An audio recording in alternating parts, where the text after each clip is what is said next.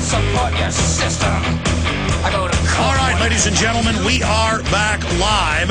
After Dr. Blaylock leaves us in an hour, I will get back into the New York Times, Time Magazine, the Mail, and other publications, including Wired, promoting huge classes of viruses that are live that go in and literally destroy receptor sites in the brain for, quote, fear and stress hormones.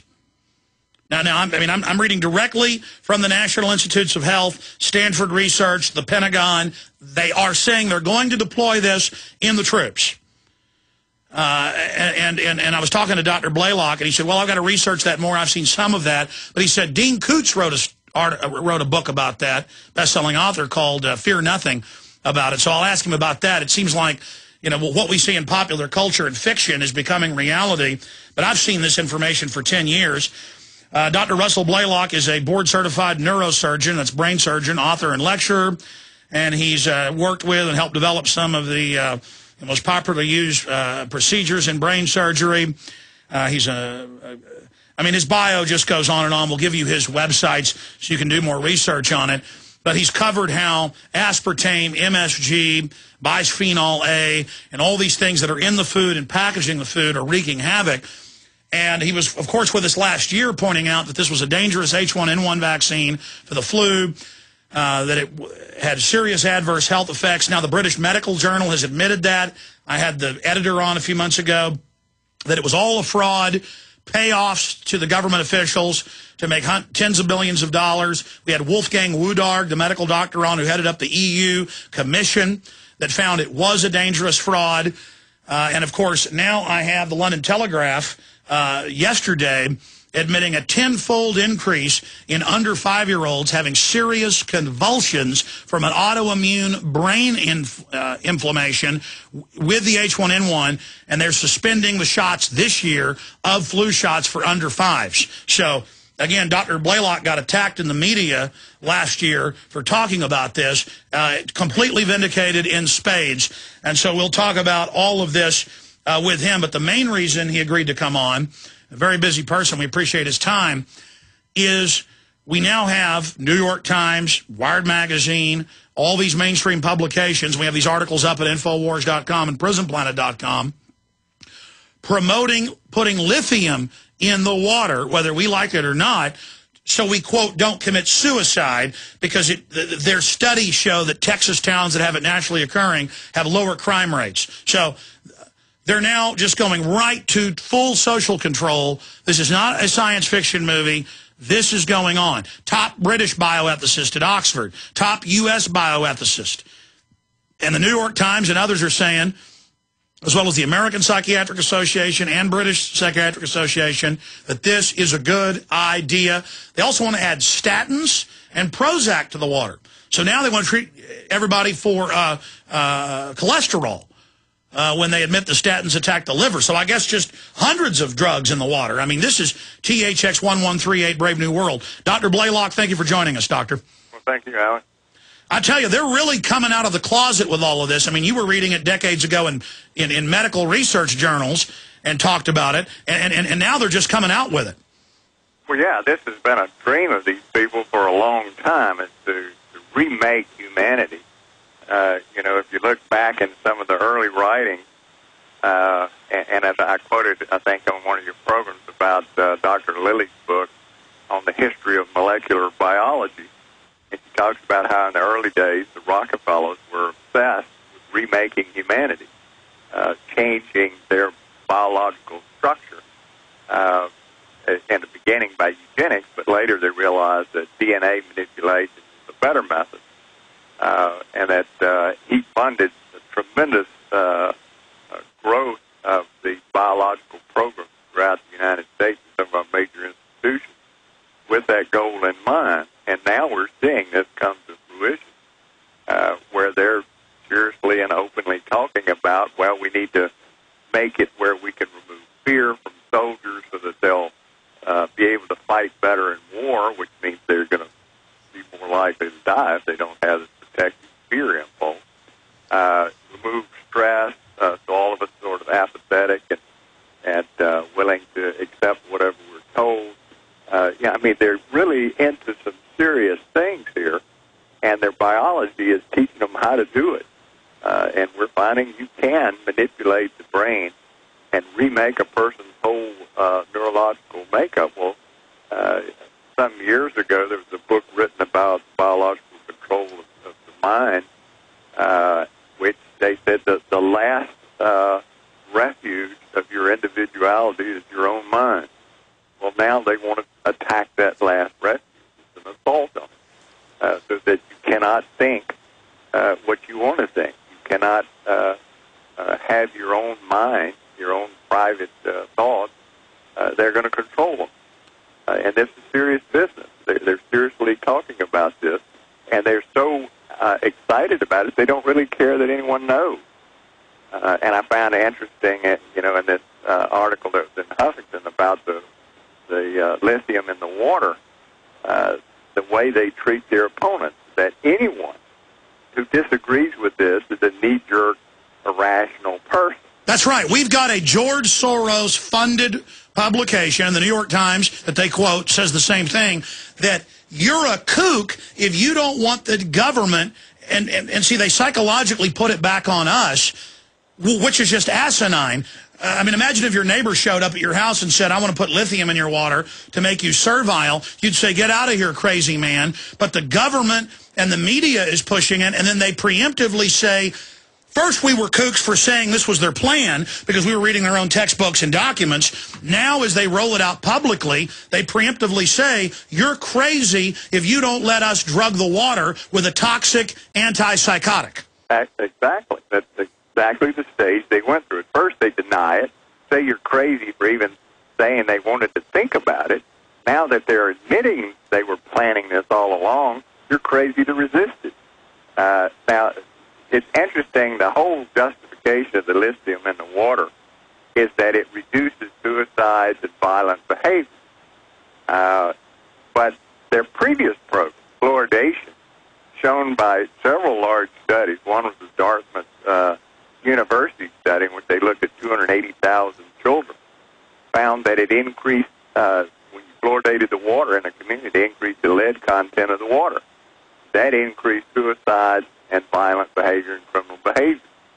A Canadian study looked at the same thing and found when you fluoridated the water, it doubled the lead content of the water. When they compared communities that had fluoridated versus unfluoridated water, they found higher suicide rates and violent crime rates in the fluoridated communities versus non-fluoridated when they were matched for all other criteria. Well, it was also known that when lead is even increased slightly to the contents that this fluoridation was causing, produced hyperactivity, it increased substance abuse, it increased suicide, and it increased violent behavior and crime significantly. Well, these are the very things now they're giving us the justification, putting another metal in the water, lithium. Well, if you want to reduce substance abuse, suicides, violent behavior, and crime, just take the fluoride out of the water and take the lead out of the water. That's the easiest way to do that, and that's what the Safe Water Act says. The purpose of the EPA is to remove contaminants for the water. Now they reverse that. They're going to add contaminants to the water. Now, if you look up lithium, lithium is considered a toxic metal. Now, in the concentrations they're proposing using, yes, it does have some beneficial effects on brain protection, brain growth, reversal of neurological conditions, reductions in suicide, all of these things they're claiming. But there's a lot of problems that we learn from the fluoridation idea of putting it in water. Number one, there's no consideration of the interactions of lithium with the other components of water and contaminants. Well, that was my next point, studying biology. And, of course, you are a top brain surgeon researcher, know a lot more than I do, but just studying when you have a bunch of chemicals mixed together, they have a magnifying effect on each other, correct? Yeah, we call it synergistic toxicity. But, water has organochloride compounds in it, which are toxic themselves, has industrial chemicals, pesticides, herbicides, other metals. And we know that lithium is a highly reactive metal, just like fluoride. And so it tends to interact with these other metals and components and chemicals.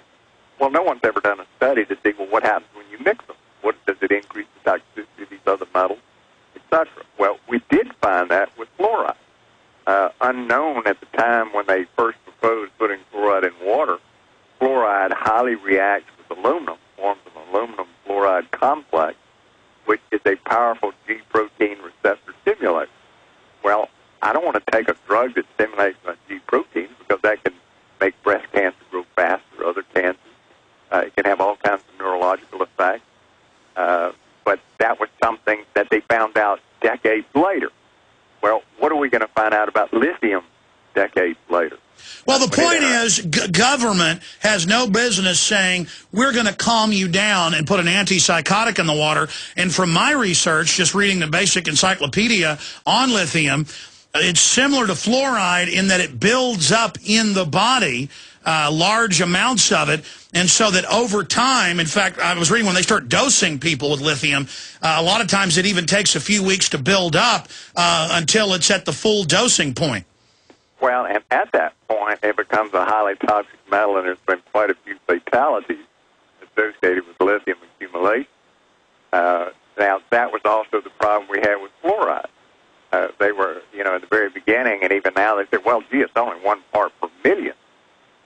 Well, actually, the fluoride in water is the greatest source of fluoride toxicity in the environment because you drink a lot of water.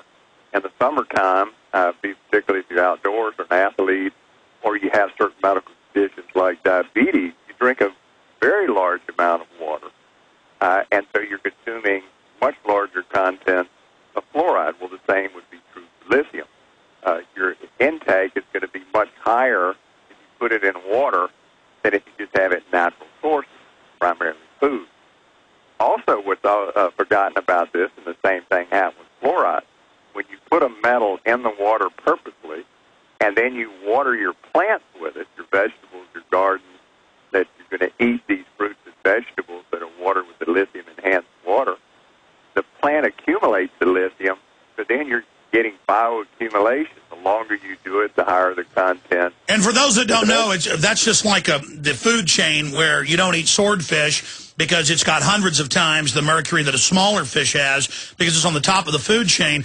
And in the last 5 years, they've approved, and it's being widely used, sodium fluoride as a pesticide on crops, and they admit it bioaccumulates through the cell walls of the plants, and so there's massive levels, and thousands of foods don't have 1 part per million, that's mixed in with the water that's used in their production. They're actually adding upwards of 900 parts per million in TV dinners, in powdered eggs. That's all authorized by the Food and Drug Administration.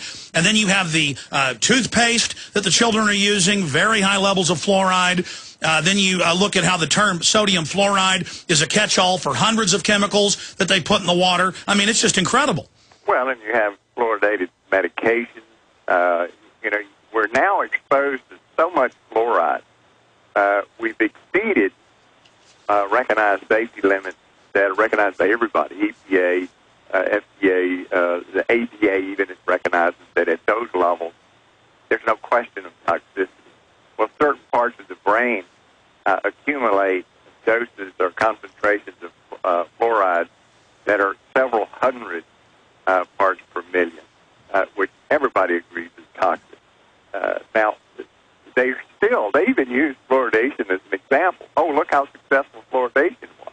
Well, we have poisoned millions of people with fluoride. It induces arthritis, bone fractures, infertility, neurological disorders. I mean, the list goes on and on. Cancer, it stimulates cancer growth. All of this is ignored by the public. And the mainline government university studies admit macular degeneration. So if it's eating and destroying the cells in the eye, which is connected to the brain, as you know, doctor, what is it doing to the brain? Well, we have evidence of brain damage by fluoride and brain fluoride accumulation. That was done by Dr. Molnick. She presented it to the CDC, her program, her research, which was printed in one of the most prestigious neurotoxicology journals. And for her trouble, they fired her. And they made sure she never got another federal grant.